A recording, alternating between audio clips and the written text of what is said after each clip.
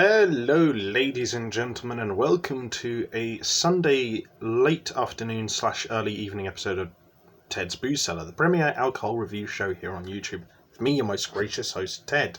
It's currently 5:05 on the 21st of February 2021. Hope everything's going well for you all, and if it isn't, then I hope it does go better soon. So, I want to dedicate today's episode to the birthdays of a couple of very good friends of mine, one of whom is my friend Sam, whose birthday was yesterday, and I hope he had a lovely time with his girlfriend, eating plenty of good chocolate cake, having a good meal, and, you know, having some good drinks in there as well. And forgive me if I can't quite remember if it's today or yesterday, also is my friend Chris's birthday, a very large, burly, but also hearty and always supportive ginger gentleman who has always offered me some good support, as has Sam in many ways as well. So I want to say happy birthday to both of you lads, and I hope your weekends have been absolutely superb. So today we're going to be taking a look at one of the beers that my friend Finley got me from, once again, that Beer 52 gift box he got me. Once again, I should mention that this is based around the theme of what cities it is that the beers are coming from. So this box that I got from Finley was Melbourne themed, so these are all Australian beers. And yeah, today we're going to be taking a look at Karma Oatmeal Stout by our old compatriots, Hop Nation Brewing Company, who we looked at one of their beers last weekend. I can't quite remember which one it was actually, but it said on the back, "In hops we trust," and it's 5% alcohol volume, which is kind of what I'd expect for a craft stout, to be honest. So, yeah, it says beer profile: using 3 uniquely toasted malts alongside specialty oats results in a smooth and creamy mouthfeel, highlighted with hints of mocha. Ready to enjoy all year long with Karma on your side. That's an interesting description of a craft stout. But then again, actually no, it probably isn't. Oatiness with a sense of mocha with a creamy texture. Okay, yeah, that is kind of actually what I would be imagining. So yeah, I'm looking forward to this.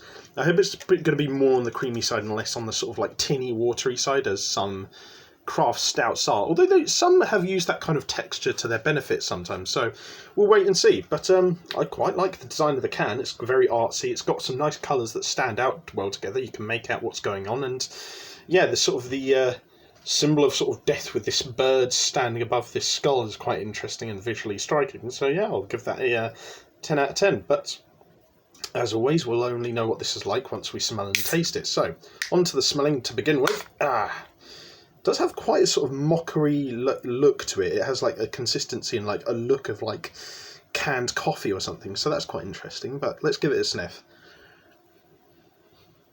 Bit sweet, bit chocolatey almost. Yeah, it smells.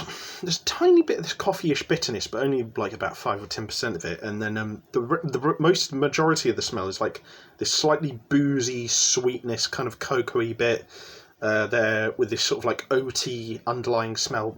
It smells good. Granted, I don't know if many people would be into the smell because it's quite a specific, quite unique sort of smell.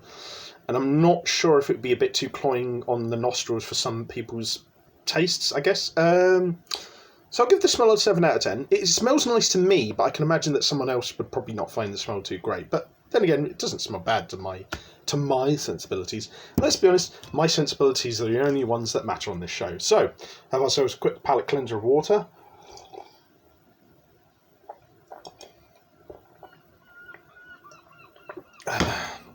And then onto the most important part of the video, which is to see what this tastes like. So, bottoms up.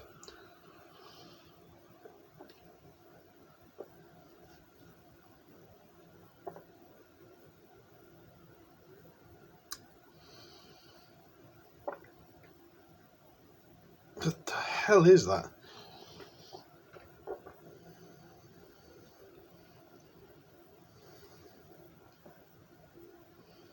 Oh, I'm not sure about this. There's this weird sort of like tinny, kind of varnishy aftertaste that's really weird and not very pleasant.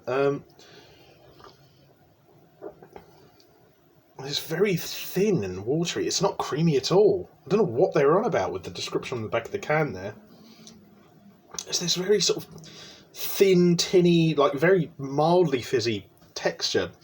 And granted, you don't expect to get a lot of fizz with something like a porter or a stout, but you expect to get a tiny bit. I mean, even Guinness has a little bit of it in there, but ooh, yeah, the texture just doesn't complement the flavour really.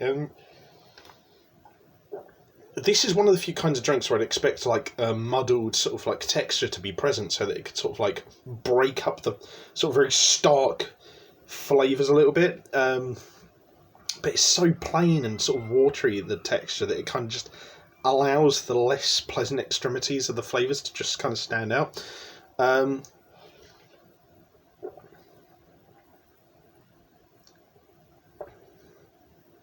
There's no sort of chocolatiness in there. There's no like oatmeal-y flavour. There's this tiny like slight sort of coffee-ish taste, but it's like very minute, and it's kind of offset by this weird, juicy and really oddly bitter sort of aftertaste and finish that's really not what I'd expect from a stout. This is... I'm sorry. I feel really bad for Finley because he got me these beers. I mean, granted, they were a free gift box. I didn't, I don't think they set him back too much, but if at all, in any regards in terms of money. But I do still feel kind of bad anyway, because I remember I reviewed another one of the beers from that gift box last weekend and I didn't like it, and this is... I don't know if this is quite as bad, but it's not great.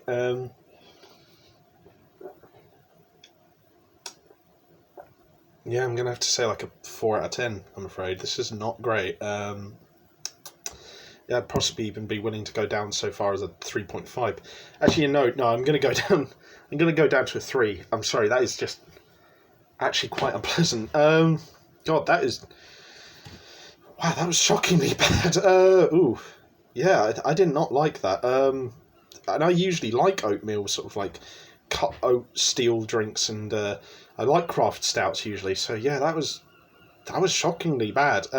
Sorry to Finley. I hope you don't find it too offensive that I found that drink that bad. But then again, it's down to different tastes, I suppose. And yeah, sorry to Chris and Sam that your birthday episode is dedicated to less than stellar beer. I'm sorry about that. But yeah, sorry to all involved. But yeah, that's just not up my street. 3 out of 10. Would not recommend. Not particularly pleasant. Very bland smell. Really quite unpleasant taste as well, so yeah, would not recommend. But hope you guys did enjoy this video somewhat. If you did, leave a like, share and subscribe. If you have any suggestions for future episodes of Ted's Booze Cellar, let me know in the comment section down below. If you want to check out anything else I do online, I'll leave the links to all that in the social medias and everything else in the video description down below. Comment section down below for suggestions for future episodes. Like and share if you just liked this video. And yeah, until next time, have fun, stay safe with whatever you're doing, don't do anything I wouldn't do, wash your hands, take a mask with you to the shops, drink responsibly, no limits. I'll see you guys at the bar next time on Ted's Booze Cellar. Bye bye for now.